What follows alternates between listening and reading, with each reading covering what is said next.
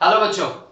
तो अपन संधारित्र जो चौथा चैप्टर है अपना वो अपन पढ़ रहे थे। अब देखिए आगे चैप्टर के ऑल एंड ऑलमोस्ट एंडिंग के अंदर है। मैं सोच रहा था कि न्यूमेरिकल्स करें, लेकिन अब एक साथ ही न्यूमेरिकल करेंगे ताकि डिस्टर्ब ना हो। पहले थ्योरेटिकल कॉन्सेप्ट को पूरा क्लियर कर लेते हैं, ठीक है।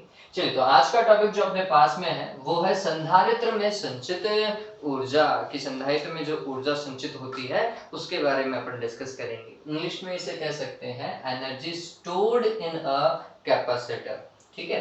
अब काम करते हैं, देखिए संधारित्र में संचित ऊर्जा का लॉजिक कहाँ से आया।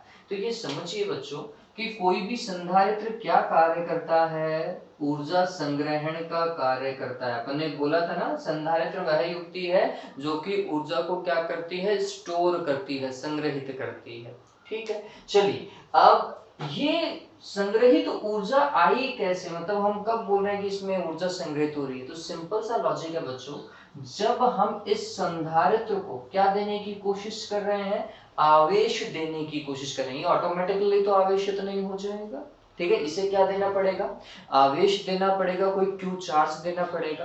तो संधारित्र की प्लेटों को आवेशित करने के लिए कोई भी बाह्य स्रोत जितना कार्य करता है वह कार्य ही इस संधारित्र के प्लेटों के मध्य जो विद्युत क्षेत्र होता है ना बच्चों, उस विद्युत क्षेत्र में स्थिर विद्युत ऊर्जा के रूप में संचित होता है। वापस से समझ लीजिए मैं क्या कहने की कोशिश कर रहा हूं। देखिए, ये ऊर्जा जो है, हम बोलते हैं किए गए कार्य से हम लॉजिक उठाते हैं ऊर्जा का, यही तो है। अपन ने जब तक समझा इस चीज को तो हम कार्य और ऊर्जा को ही इंटर रिलेट कर रहे हैं कि जो कार्य कर रहे हैं वो ऊर्जा के अंदर कहीं ना कहीं जाकर के स्टोर हो जा रहा है, ऐसा ही तो बोल रहे हैं, ठीक। अब यहाँ पर इस चीज को समझिए कि इन प्लेटों को या तो अपन आवेशित करें, तो आवेशित करने में जो बाह्य स्रोत ने जो कार्य किया वो कार्य ऊर्जा के रूप में संग्रहित माना जा सकता है। अथवा आप इसे और कैसे देख सकते हैं, तो हम बोलते हैं कि इस प्लेट से इस प्लेट तक, मतलब पहली प्लेट से दूसरी प्लेट तक इलेक्ट्रॉन को स्थानांतरित करने में भी तो कार्य की आवश्यकता होगी, ठीक है भाई। ये समझिए इस चीज को कि इससे में इलेक्ट्रॉन निकल, तो ऑटोमेटिकली तो इलेक्ट्रॉन नहीं निकल सकता, ठीक है। इसके ऊपर कोई बाह्य स्रोत कुछ काम करेगा तब जाके तो इससे क्या होगा, इलेक्ट्रॉन बाहर निकलेगा, और वो इलेक्ट्रॉन कहां तक जाएगा, इसके पास में, दूसरी प्लेट के पास में जाएगा। अब समझना इस चीज को कि पहली बार हमने इसे थोड़ी बहुत ऊर्जा दी, और ऊर्जा देने के बाद में इलेक्ट्रॉन को ट्रांसफर करके यहां तक पहुंचा दिया, तो ये प्लेट माइनस की हो गई और उतनी की उतनी ये प्लस की हो गई, ठीक है। अब समझिए हम दूसरा इलेक्ट्रॉन ट्रांसफर करने की कोशिश कर रहे हैं, तो दूसरा इलेक्ट्रॉन जब ट्रांसफर करेंगे तो यहां से इलेक्ट्रॉन बाहर निकला, लेकिन जब ये दूसरी प्लेट की तरफ पहुंच रहा था तो यहाँ पर तो पहले से एक ऋणात्मक आवेश था। एक ऋणात्मक आवेश यहाँ पर है और दूसरा हम भेज रहे हैं, क्या होगा, प्रतिकर्षण होगा। और अब क्या करना पड़ेगा, इस प्रतिकर्षण के विरुद्ध कार्य करना पड़ेगा। चलिए, हमने दूसरा भी इलेक्ट्रॉन दे दिया इसको, लेकिन हमने फिर और कार्य किया।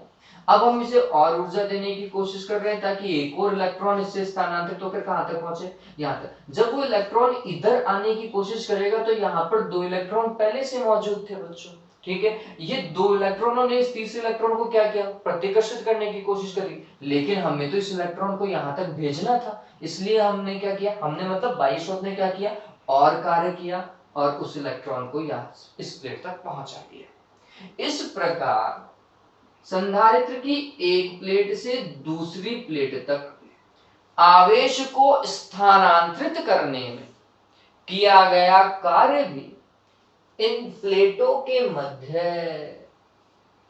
उपस्थित विद्युत क्षेत्र में ऊर्जा के रूप में या स्थिर विद्युत ऊर्जा के रूप में संचित हो जाता है। मैं थ्योरी की लाइन वापस से रिपीट कर रहा हूं जो आपको लिखनी है। क्या आप लिखेंगे, सुन लीजिए इसे अच्छे तरीके से, कि पहला सुनिए इसे। किसी भी संधारित्र की प्लेटों को आवेशित करने में बाह्य स्रोत द्वारा किया गया कार्य ही प्लेटों के मध्य स्थिर वैद्युत ऊर्जा के रूप में संचित हो जाता है, पहला तरीका। दूसरा क्या लिखेंगे, संधारित्र की एक प्लेट से दूसरी प्लेट तक इलेक्ट्रॉनों के स्थानांतरण में किया गया कार्य दोनों प्लेटों के मध्य उपस्थित विद्युत क्षेत्र में स्थिर विद्युत ऊर्जा के रूप में संचित हो जाता है। दिमाग में रह जाएगा, इस चीज को उतार लीजिएगा। ठीक है, अब हमें इसका एक पर्टिकुलर फॉर्मूला बनाना है। वो फॉर्मूला कैसे बनेगा तो वो समझिए बच्चों। तो हमने कुछ ऐसा बोल देना है कि मान लेते हैं कि किसी समय स्मॉल टी पर, इस संधारित्र का ये बात ध्यान रखिए, इसकी धारिता सी मान रहा हूं मैं, कैपिटल सी। तो किसी समय स्मॉल टी पर बच्चों यहां से कोई क्यू आवेश जो है ना, क्यू आवेश इससे इस तक स्थानांतरित किया गया। कितने विभवांतर पर? तो आंसर है v डैश विभवांतर पर स्थानांतरित किया गया, या फिर क्यू आवेश पहले से स्थानांतरित किया जा चुका था। ठीक, तो हमें पहला कॉन्सेप्ट तो यहीं से उठाना है कि प्रारंभिक विभवांतर कितना मान सकते थे। जब हमने देखना चालू किया तो हमने बोला कि माना किसी समय स्मॉल टी पर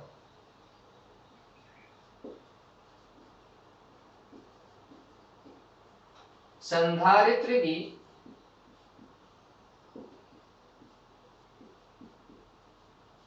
एक प्लेट से दूसरी प्लेट तक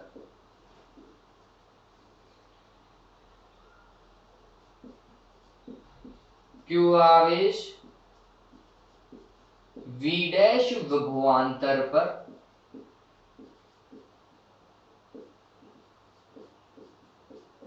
स्थानांतरित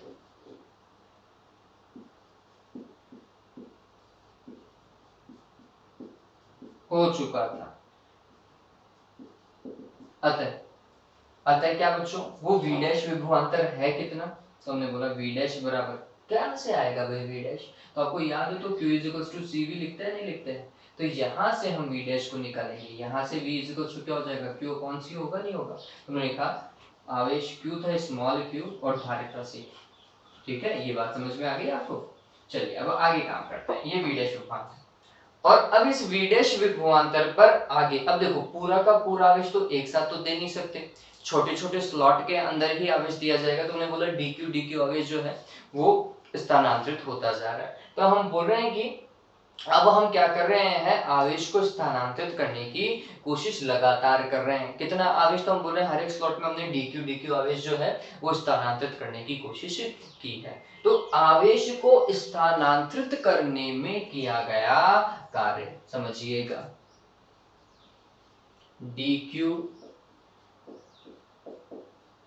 आवेश को, ये तो छोटा सा पार्ट ही, आवेश को स्थानांतरित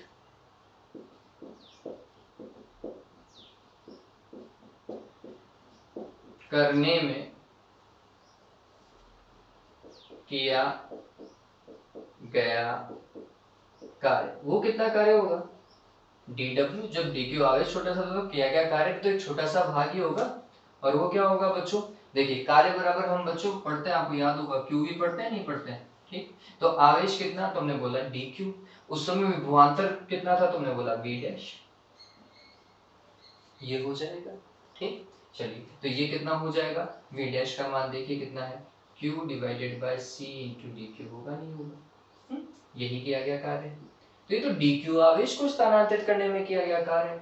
अतः संपूर्ण आवेश को स्थानांतरित करने में किया गया कार्य क्या होगा? स्थिर विद्युत ऊर्जा के रूप में संचित होगा। अतः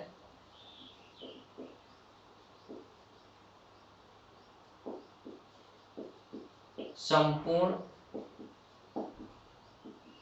आवेश को स्थानांतरित करने में किया गया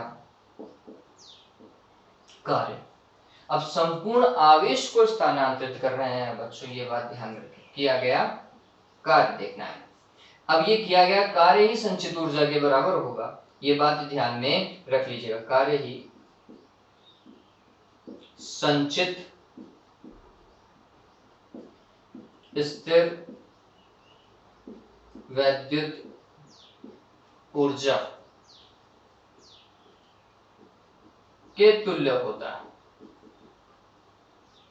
ठीक है, चलिए तो हम वो कार्य करते हैं। तो डीडब्ल्यू का हमें क्या करना पड़ेगा, समाकलन, और डीडब्ल्यू का समाकलन करेंगे तो क्या आएगा बच्चों, डब्ल्यू आएगा, और यही संचित ऊर्जा के बराबर है, तो इसी में यू लिख रहा हूँ। बराबर में क्या होगा वो समझिए। तो हमने बोला प्रारंभ में जब हमने देखना चालू किया होगा तब शायद इसको हमने कोई आवेश नहीं दिया था, और अब हम इसे मैक्सिमम आवेशित करना चाहते हैं, कितना, कैपिटल क्यू तक।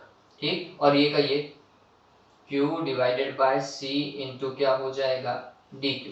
C तो धारिता है, नियत मान है, बाहर निकाल लीजिए। ठीक, तो 1/c बाहर आ गया। हमने क्या किया आपस में बताता हूँ, दोनों तरफ समाकलन लगा दिया है बच्चों, ये बात ध्यान रखना।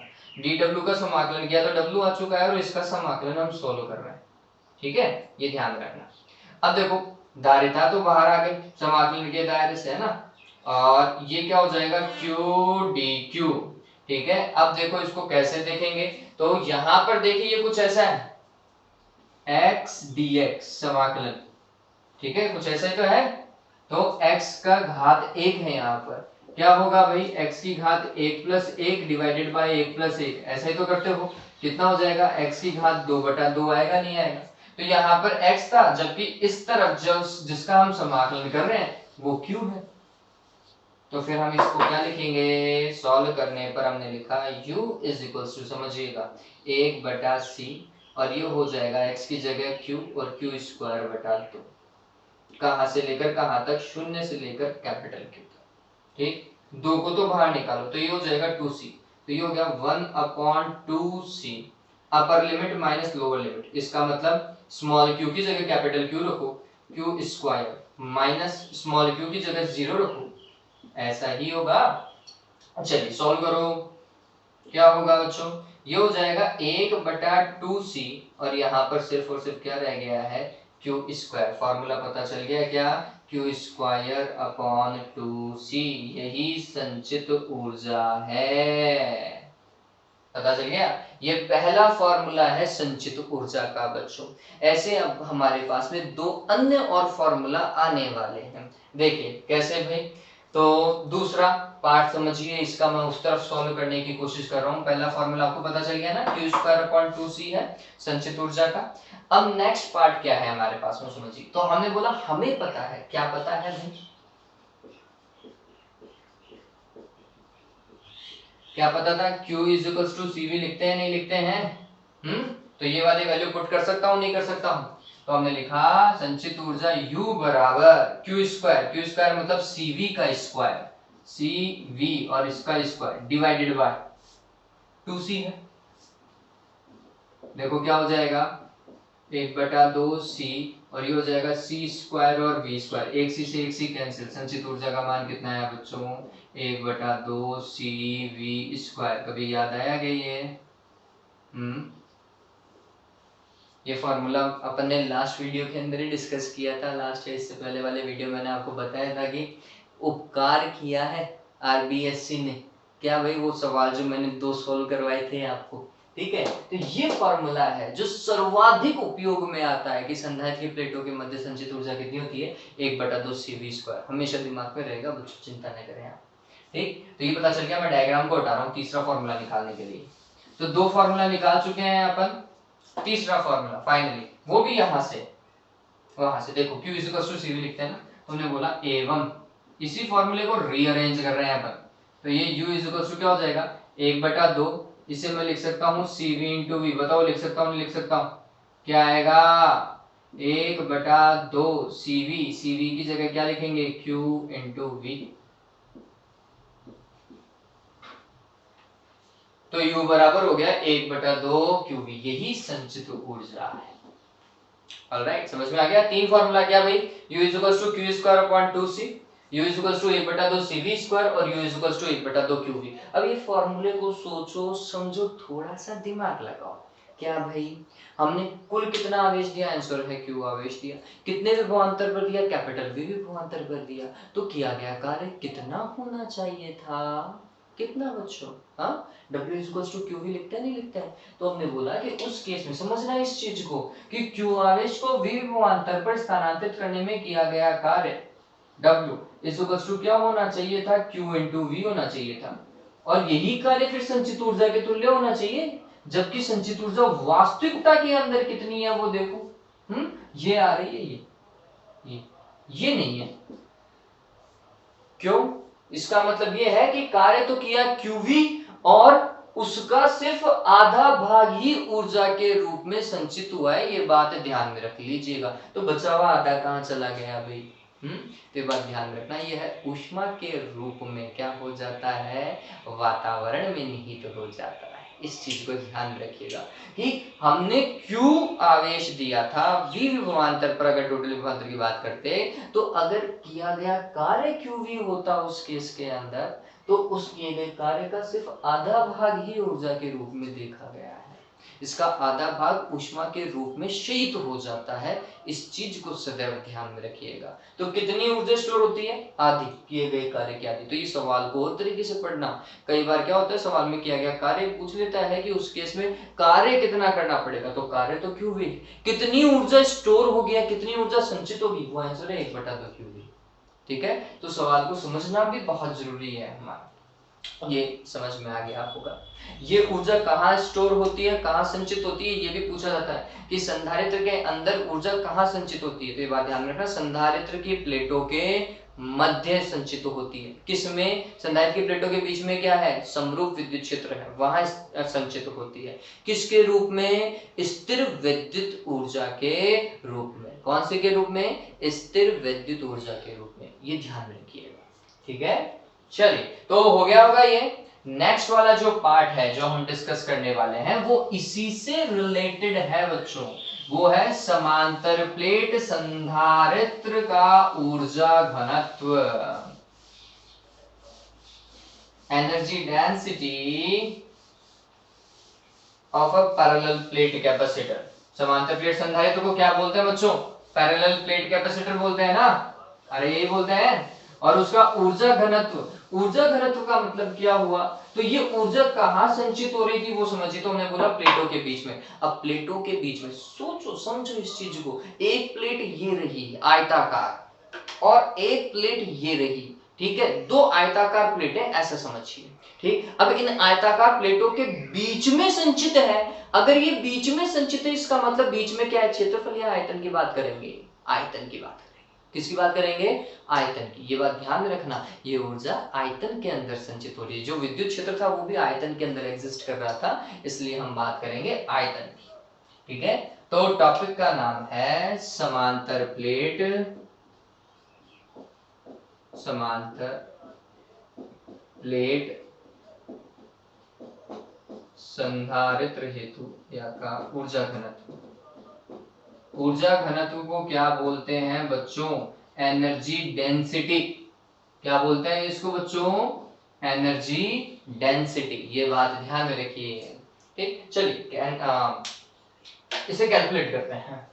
तो ये बात ध्यान में रखो कि कुल ऊर्जा और कुल ऊर्जा में हमें आयतन का भाग लगाना है, क्योंकि एनर्जी डेंसिटी को जब परिभाषित किया जाता है तो हम क्या बोलेंगे कि समांतर प्लेट संधारित्र की प्लेटों के मध्य उनके एकांक आयतन के मध्य संचित ऊर्जा ही क्या कहलाती है? ऊर्जा घनत्व, है ना।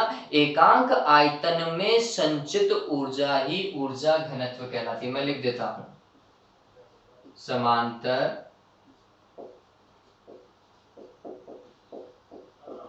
प्लेट संधारित्र के प्लेटों के मध्य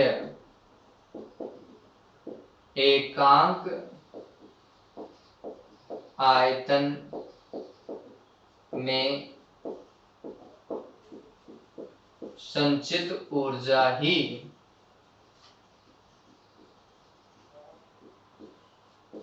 ऊर्जा घनत्व कहलाते। ठीक है, चलिए अब कैलकुलेशन करते हैं। तो हमने कुल ऊर्जा में किसका भाग लगा देना है? आयतन का भाग लगा देना है। और आयतन का बच्चों कॉन्सेप्ट समझ लो, जैसे ये बेलन है ना, इस बेलन के लिए ये क्या है? इसकी ऊंचाई है h, ये इसकी त्रिज्या है, और इस पूरे का ये अनुप्रस्थ काट क्षेत्रफल होगा। ठीक, तो आपको याद हो तो बेलन के लिए अपन लिखते हैं बेलन का आयतन पाई r स्क्वायर h, लिखते हैं नहीं लिखते हैं?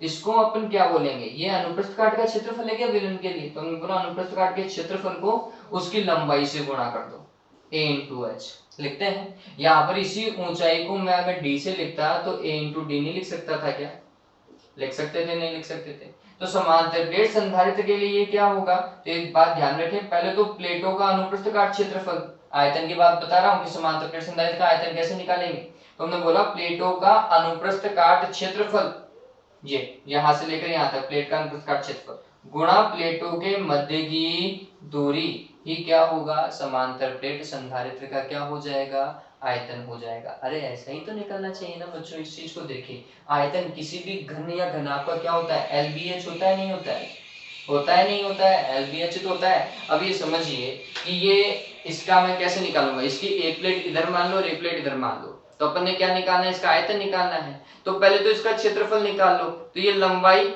गुणा ये क्या हो जाएगी, चौड़ाई हो जाएगी। ठीक, अब इसको किससे मल्टीप्लाई करना है, मोटाई से। यहाँ पर वो मोटाई क्या है, बीच की दूरी तो है। ठीक, तो हमें वही करना है कि आयतन a इंटू डी होता है, ये बात ध्यान में रख लीजिएगा, और इस a इंटू डी का ही भाग लगा देंगे अपन। तो पहले तो कुल ऊर्जा की बात करते हैं, तो हमने बोला प्लेटों के मध्य संचित कुल ऊर्जा, प्लेटों के मध्य संचित कुल ऊर्जा, चलिए तो क्या होगी कुल ऊर्जा, U बराबर 1/2 CV², अभी डिस्कस किया था ना बच्चों। चलिए अब मैं आपसे पूछूं कि समांतर प्लेट संधारित्र की धारिता का सूत्र बताओ भाई, बता सकते हो नहीं बता सकते हो, क्या था वो सूत्र, कभी याद ऐसा किया है ना आपने, लास्ट टॉपिक के अंदर किया है ये, epsilon not A divided by D, कुछ ऐसा पढ़ रहे थे नहीं पढ़ रहे थे, हाँ निर्वात के अंदर इतना ही तो धारिता पढ़ रहे थे अपन। चलिए तो ये धारिता है समांतर प्लेट संधारित्र की, और यहाँ पर V क्या है, आयतन है ना, नहीं बच्चों ये आयतन नहीं, ये विभवांतर है, क्या है, विभवांतर है, पता चला, ये धारिता है C और ये विभवांतर है, ठीक है। चलिए तो ये हो जाएगा U, कुल आयतन में संचित ऊर्जा 1/2, C की जगह हमने लिखा एप्सिलॉन नॉट A/D, ठीक है। और V समांतर प्लेट संधारित्र के लिए V का फॉर्मूला, विभवांतर का फॉर्मूला बताओ भाई, कभी ये लिखा था अपन ने E इंटू डी, याद आ रहा है, ऐसा कर चुके हैं अपन ऐसा काम, है ना। तो ये यहाँ पे मैं लिख देता हूँ, E तो विद्युत क्षेत्र और ये D, और इसका क्या, होल स्क्वायर, और जो आपने चेंज किया है उसे साइड में लिख दीजिएगा कि C को तो हमने लिखा है epsilon not A divided by D से, और विभवांतर को हमने लिखा है कैपिटल E इंटू डी से, ठीक है। चलिए फिर इसके बाद में U, आगे देखो कैसे सोल्व हो सकता है, तो ये होगा 1/2, फिर इसे लिखेंगे epsilon not A divided by D, सोचिए ये क्या हो जाएगा, E² इंटू D², ऐसा ही होगा क्या, एक D से एक D क्या हो गया, कैंसिल, थोड़ा सा रीअरेंज करो बच्चों, 1/2 एप्सिलॉन नॉट और यहाँ पर E², A को आगे लिख दिया और एक D बच गया था क्या, पता चल रहा है क्या कुछ, A इंटू डी, आयतन आ गया नहीं आया, और इस आयतन का क्या लगा देंगे, भाग कुल ऊर्जा में, तो मैंने लिखा U और U में भाग लगा दिया किसका, AD का, बराबर में क्या आएगा 1/2 एप्सिलॉन नॉट E², यही क्या है, एकांक आयतन में संचित ऊर्जा है, UV से लिख सकते हो 1/2 एप्सिलॉन नॉट E²। बताओ बच्चों ये फॉर्मूला देखा हुआ लग रहा है क्या, पढ़ रहे हो तो देखा हुआ लगेगा भी, कैसे पता चला, तो हमने बोला चैप्टर संख्या 2 और उसके लास्ट के 3 पॉइंट, क्या भाई, हमने बोला विद्युत दाब, विद्युत दाब का फॉर्मूला पढ़ा है नहीं पढ़ा है, लास्ट वाले टॉपिक्स में था ना विद्युत दाब, विद्युत दाब का फॉर्मूला भी 1/2 एप्सिलॉन नॉट E² निकल रहा था, नहीं निकल रहा था, एकांक आयतन में, विद्युत क्षेत्र के एकांक आयतन में संचित ऊर्जा का फॉर्मूला, यहाँ पर भी विद्युत क्षेत्र में संचित ऊर्जा होती थी, तो हमने बोला कि विद्युत क्षेत्र के एकांक आयतन में संचित ऊर्जा का फॉर्मूला भी यही आ रहा था। तो देखिए सारे फॉर्मूला जो हैं, अगर उनका कॉन्सेप्ट सेम बैठ जाता है ना, तो पैटर्न निकालने में हमें ज्यादा टाइम नहीं लगता है बच्चों, ठीक है। तो सिर्फ आपको पता चलना चाहिए कि काम किस तरीके से करना है, और तो चीज सिंपल मैथमेटिक्स है, ठीक है, चलिए तो उम्मीद करता हूँ आपको ये समझ में आ गया होगा। बच्चों, अगर आप वीडियोस देख रहे हैं और आपको समझ में आ रहा है तो प्लीज वीडियो को लाइक करो और हो सके तो इसे शेयर करो, और चैनल को अभी तक सब्सक्राइब नहीं किया है इसे सब्सक्राइब कर दीजिए। ठीक है, have a good day, take care.